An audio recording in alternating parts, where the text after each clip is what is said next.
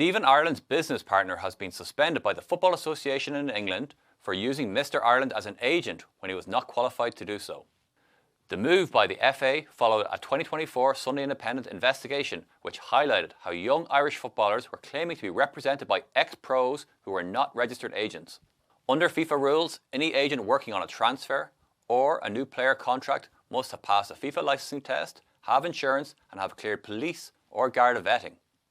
In 2024, when this newspaper asked Mr. Ireland about a number of young footballers who claimed that he was their agent, he insisted that he referred any of those players on to Paul Masterton. Mr. Masterton was Mr. Ireland's agent when he played for such clubs as Manchester City, Aston Villa and Stoke City. The two men are now business partners. However, the FA investigation found that Mr. Ireland carried out agent work in 2 transfers of footballers to Burnley in January 2024. Details of the players' names, their original clubs and Mr. Ireland's full name were redacted from the FA's published decision. Mr. Masterton accepted both charges but maintained that he had no knowledge of Mr. Ireland's involvement in the deals.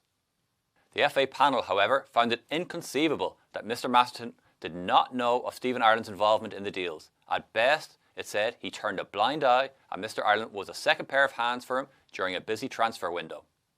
It imposed a 3-month suspension with no fine after finding Mr. Masterton had a medium level of culpability.